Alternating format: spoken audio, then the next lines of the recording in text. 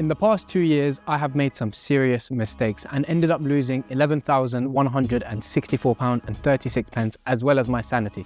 I wanted to start a startup, but the only thing I ended up starting is my financial deprivation. I have made some serious mistakes in my journey so far, and it was all to no avail.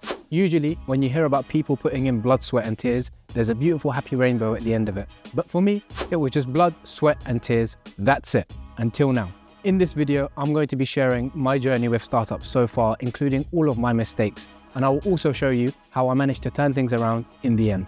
By the end of this video, you'll be fully equipped to start your own startup with no money, avoiding all of the retarded mistakes that I made, so you can save yourself a whole lot of time and also mental health. Around my 23rd birthday 2 years ago, I decided to get involved in the startup world. I had always loved the idea of owning my own startup, especially a software startup. And I knew that they were not only cool as fuck, but it was one of the best ways to get rich while also providing something meaningful to society as well.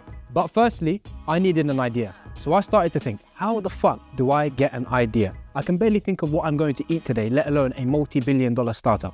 So then I just went into a deep research mode, searching for hours and hours on how to come up with a startup idea. Then I stumbled across this man named Paul Graham, and he teaches that you don't think of a startup idea by sitting down, clenching your ass and closing your eyes like you're about to take a shit, but rather you need to find a problem and solve it. So then I started to think, okay, what problems do I have in my life that I can solve right now? After I couldn't really think of any, I started asking so many people from so many different industries what problems they had in their life, but most of them told me to fuck off. By the way, this guy Paul Graham that I mentioned earlier, get to know this man because he's going to be like your father on this journey. At this point, I had almost given up, even though I had barely started. But then I realized something. For many years, I had been working in the automotive industry, buying and selling cars. And a very common problem that we all face in this industry is the sourcing of used vehicle parts. We always need them all the time, but sourcing them is an absolute headache. So I said to myself, this is the perfect problem that I can solve. Mistake number one. I wasted too much time trying to think of an idea, looking everywhere and anywhere for an idea for me to make a startup out of. But what I should have really done was look in my back garden before I start exploring the city. And what I mean by that is look at the skills and experience that you already have. It's much more time consuming to learn about a brand new industry from scratch when you can just look at what you already have. If you stack shelves at a supermarket or you shovel shit at a farm, perfect. Find the problem there and solve it, and I promise you, you will already be ahead. Now that I had my idea, I reached another obstacle. I am not a technical person, and I needed technical in order to be able to build the product that's going to solve the problem. So I tried to learn how to code myself. That took too long and it failed. Then I discovered no code. I tried to learn that, but it took too long and failed. Then I tried to find companies that would actually build it for me, but that was too expensive and eventually failed. By this point, I was ready to give up again. But then I came across this company called Entrepreneur First. And this is a startup incubator that helps you find an idea and a co-founder, and then they'll fund you. So I thought to myself, this is perfect. This is exactly what I need. I swear to God, the same day I called my friends and we all went out celebrating because in my eyes, I was already rich. But then I applied and I got the quickest rejection of my life and I was pissed. Now I knew I needed a technical co-founder, but I had no idea of where to find one. Until I came across this company called Y Combinator, otherwise known as YC, and they had something called co-founder matching, which is basically like the Tinder for finding your co-founder instead of a one-night stand. I made my profile, posted my sexiest pictures, and I started swiping. A couple of weeks and a couple of matches later, I met with this Italian guy that I decided to go ahead with. He was an Italian guy who had 10 years plus coding experience, and he also worked for a really prestigious firm in London. So I thought I hit the co-founder jackpot, and I was well on my way to earning that non-alcoholic pina colada on the beach. But I was so fucking wrong. After 3 months of working with this guy, nothing was done.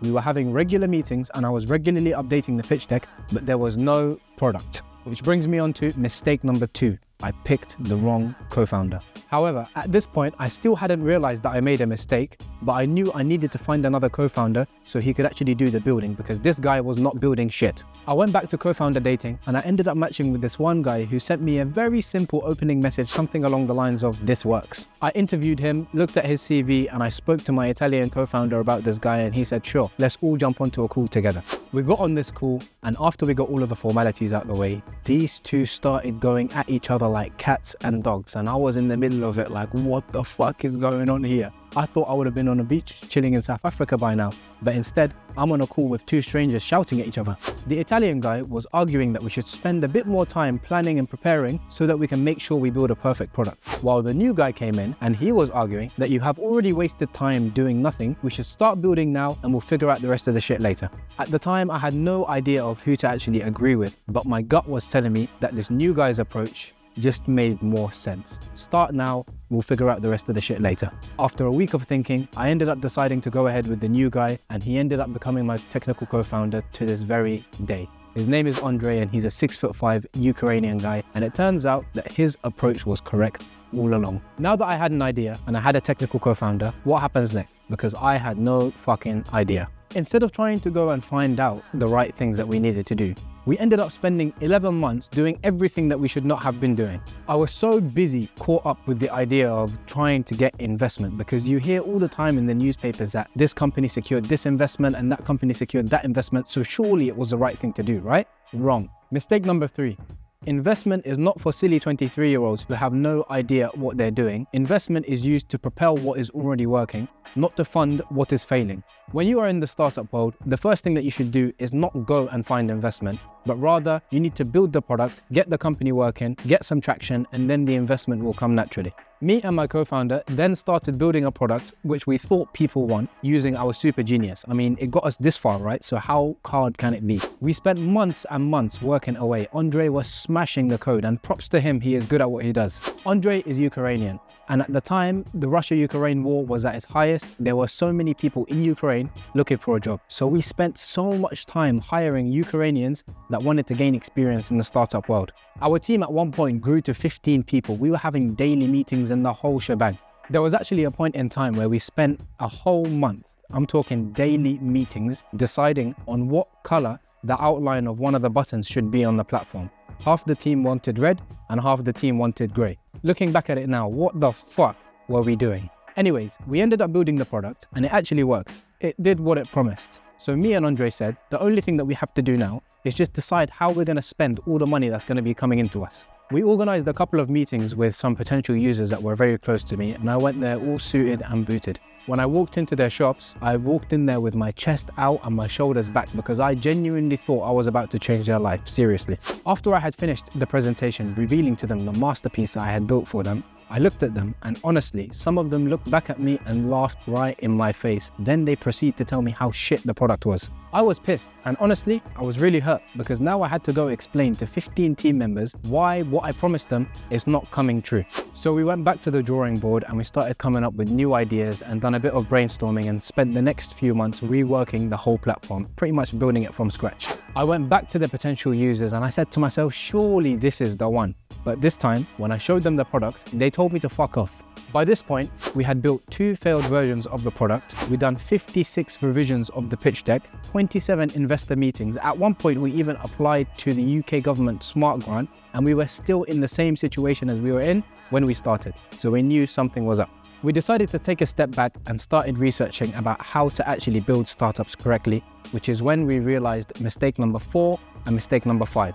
You have to iterate your product, not rebuild it every single time it doesn't work. And you have to talk to users a lot and get feedback and use that feedback to actually build them something that they want, not build something that you want. We were too scared to talk to users. And when I say we, I mean I, because that's my job as the salesman.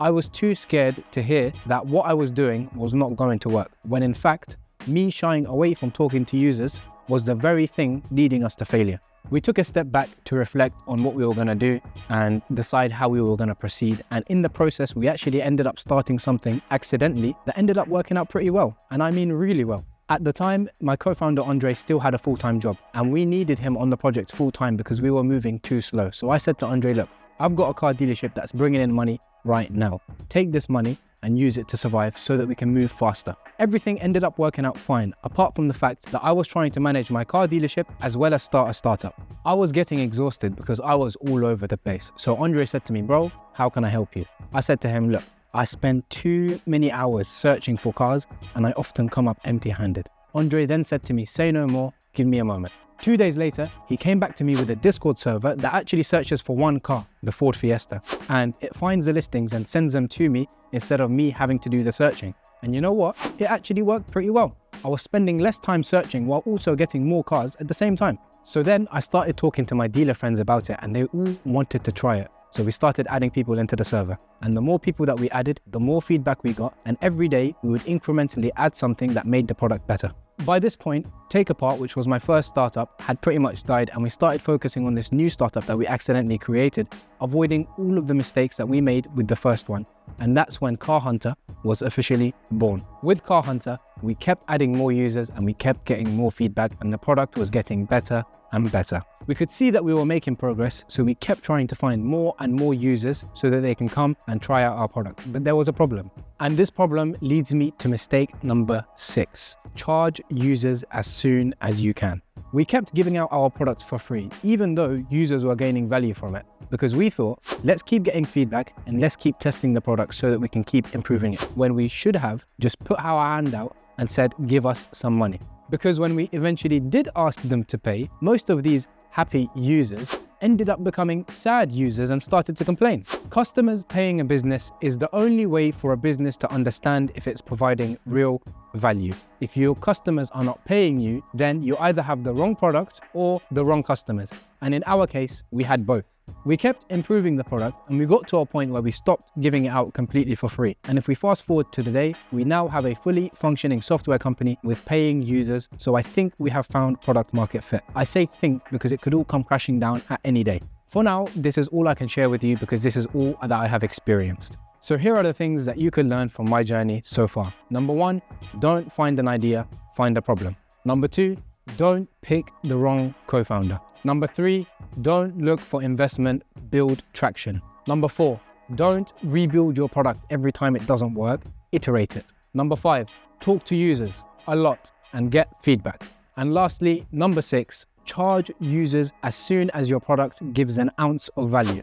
We are still in the trenches with our startup, so I will be giving you regular updates. I will also be making more detailed videos about our journey so far and the things that you can learn from them. So stay tuned.